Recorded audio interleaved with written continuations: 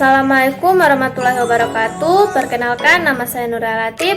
Saya dari kelas B semester 2 program studi D3 Analisis Kesehatan Universitas Bina Mandiri Gorontalo. Pada video kali ini saya akan menjelaskan sedikit materi mengenai lipid, hormon, dan juga enzim. Baik, langsung saja untuk materi pertama yaitu lipid. Lipid berasal dari bahasa Yunani yaitu lipos yang berarti lemak. Lemak adalah senyawa organik yang terdapat di dalam dan sukar larut dalam air, tetapi mudah larut dalam pelarut organik nonpolar. Lipid berfungsi sebagai sumber energi, sebagai penahan panas, membungkus beberapa organ, dan juga membantu pengangkutan vitamin, menjaga kestabilan tubuh karena dapat dioksidasi menghasilkan energi. Selanjutnya, sifat kimia lipid yang pertama eksterifiksi, hidrolisis, oksidasi, penyabunan, hidrogenasi, dan pembentukan keton. Selanjutnya, klasifikasi lipid sederhana. Lipid sederhana merupakan ester gugus asam lemak dengan molekul alkohol gliserol. Kemudian, klasifikasi lipid kompleks. Lipid kompleks merupakan ester gugus asam lemak dengan molekul alkohol. Lipid kompleks juga berkaitan dengan molekul lain seperti asam fosfat dan senyawa nitrogen tertentu. Selanjutnya, lipid membran sel. Lipid membran sel terdiri atas 3 kelas lipid, yaitu fosfolipid. Nah, di sini fosfolipid terdiri dari 2 bagian, yaitu kepala dan ekor. Pada bagian kepala bermuatan positif dan negatif, sedangkan pada bagian ekor tidak memiliki muatan. Yang kedua, kolesterol. Kolesterol banyak terdapat pada membran sel hewan dan tidak terdapat pada membran sel tumbuhan. Yang ketiga, glikolipid. Jadi glikolipid ini merupakan lipid yang mengandung asam lemak, sphingosine, dan karbohidrat. Nah, selanjutnya kita masuk pada trigliserida. Trigliserida merupakan salah satu jenis lemak yang banyak ditemukan di dalam darah. Trigliserida dihasilkan oleh organ hati, namun sebagian besar berasal dari makanan.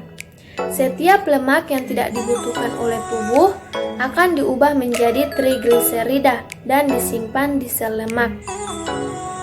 Selanjutnya kita masuk pada materi kedua yaitu hormon. Hormon adalah zat kimia yang dihasilkan oleh kelenjar endokrin atau kelenjar buntu. Kelenjar ini merupakan kelenjar yang tidak mempunyai saluran sehingga sekresinya akan masuk ke dalam aliran darah dan mengikuti peredaran darah ke seluruh tubuh. Hormon juga merupakan pembawa pesan kimiawi antar sel atau antar kelompok sel. Hormon berfungsi untuk memberikan sinyal ke sel target yang selanjutnya akan melakukan suatu tindakan atau aktivitas tertentu. Selain itu juga, hormon berfungsi untuk membantu mengendalikan semua fungsi tubuh seperti pertumbuhan, metabolisme, hingga kerja berbagai sistem organ, termasuk organ reproduksi. Selanjutnya, hormon insulin. Insulin adalah hormon alami yang diproduksi oleh pankreas. Insulin berfungsi untuk memerintahkan sel untuk mengambil glukosa dari darah, mengubah glikogen menjadi glukosa yang dibutuhkan oleh tubuh, dan juga menyimpan kelebihan glukosa sebagai lemak.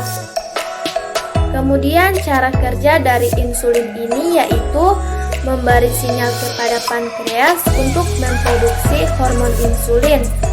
Setelah hormon insulin diproduksi, maka selanjutnya akan memberikan sinyal kepada sel-sel di seluruh tubuh untuk mengambil glukosa di dalam aliran darah. Baik, kemudian kita masuk pada materi terakhir yaitu enzim. Jadi enzim merupakan biokatalisator organik yang dihasilkan organisme hidup di dalam protoplasma yang terdiri atas protein atau suatu senyawa yang berikatan dengan protein. Kemudian fungsi pokok dari enzim ini yakni mempercepat atau memperlambat reaksi kimia dan mengatur sejumlah reaksi yang beda-beda dalam waktu yang sama. Selanjutnya contoh jenis enzim di tubuh manusia yaitu lipase.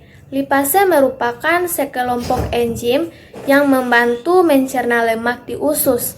Kemudian amilase. Amilase membantu mengubah pati menjadi gula, ditemukan di dalam air liur. Lalu maltase. Maltase juga ditemukan di dalam air liur, memecah gula maltosa menjadi glukosa. Selanjutnya maltosa ditemukan dalam makanan seperti kentang, pasta, dan bir. Kemudian tripsin. Tripsin ditemukan di usus kecil, memecah protein menjadi asam amino. Lalu laktase. Laktase juga ditemukan di usus kecil, memecah laktosa, gula dalam susu menjadi glukosa dan galaktosa. Selanjutnya asetilkolinesterase memecah neurotransmitter asetilkon di saraf dan otot. Kemudian helikase mengungkap DNA. DNA polimerase mensintesis DNA dari desorbukleotida. Enzim hati memecah racun dalam tubuh. Kemudian komponen enzim. Enzim terdiri atas dua komponen penyusun yakni protein atau apoenzim dan non-protein atau gugus prostetik. Apoenzim adalah komponen paling dominan dalam struktur enzim. Selain itu, apoenzim ini bersifat labil karena mudah dipengaruhi oleh perubahan suhu dan pH serta tidak tahan panas. Adapun gugus protestik terdiri dari ion anorganik dan ion organik kompleks. Ion anorganik dalam gugus protestik disebut sebagai kofaktor. Nah, fungsi kofaktor ini ialah katalis yang mampu meningkatkan kerja enzim. Sedangkan ion organik dalam gugus protestik disebut koenzim yang berfungsi untuk memindahkan zat kimia dari satu enzim ke enzim yang lain. Nah, selanjutnya kita masuk pada sifat-sifat enzim. Yang pertama, enzim hanya mengubah kecepatan reaksi. Jadi, enzim tidak mengubah produk akhir yang dibentuk atau mempengaruhi keseimbangan. Yang kedua, enzim bekerja secara spesifik. Maka itu, enzim hanya mempengaruhi substrat tertentu. Yang ketiga, enzim merupakan protein. Oleh karena itu, enzim memiliki sifat seperti protein, antara lain bekerja pada suhu optimum, umumnya suhu kamar. Enzim akan kehilangan aktivitasnya karena pH yang terlalu asam atau basa kuat dan pelarut organik. Kemudian panas yang terlalu tinggi akan membuat enzim terdenaturasi sehingga tidak dapat berfungsi sebagaimana mestinya. Nah, selanjutnya enzim diperlukan dalam jumlah sedikit sesuai dengan fungsinya sebagai katalisator. Yang kelima, enzim bekerja secara bolak-balik. Selanjutnya, reaksi yang dikendalikan enzim dapat berbalik. Ini berarti enzim tidak menemukan arah reaksi, tetapi hanya mempercepat laju reaksi, sehingga tercapai keseimbangan. Enzim juga dapat menguraikan suatu senyawa menjadi senyawa-senyawa lain, dan juga sebaliknya, menyusun senyawa-senyawa lain menjadi senyawa-senyawa tertentu. Yang keenam, enzim dipengaruhi oleh faktor lingkungan. Faktor-faktor yang dapat mempengaruhi kerja enzim ini adalah suhu, pH, dan juga aktivator atau pengaktif dan inhibitor atau penghambat, serta konsentrasi substrat. Kemudian fungsi dan cara kerja enzim. Enzim bertindak sebagai katalis dalam organisme hidup. Enzim mengatur laju reaksi kimia tanpa dirinya sendiri berubah dalam proses tersebut. Kemudian molekul yang bekerja dengan enzim disebut dengan istilah substrat. Nah, substrat ini berikatan dengan suatu daerah pada enzim yang sering kita sebut dengan tapak aktif. Ada dua model cara kerja enzim. Yang pertama pada model gembok dan kunci, situs aktif enzim dibentuk secara tepat untuk menampung substrat tertentu. Sementara di model induced fit atau kecocokan yang terinduksi, situs aktif dan media tidak cocok satu sama lain, tetapi keduanya mengubah bentuknya agar terhubung.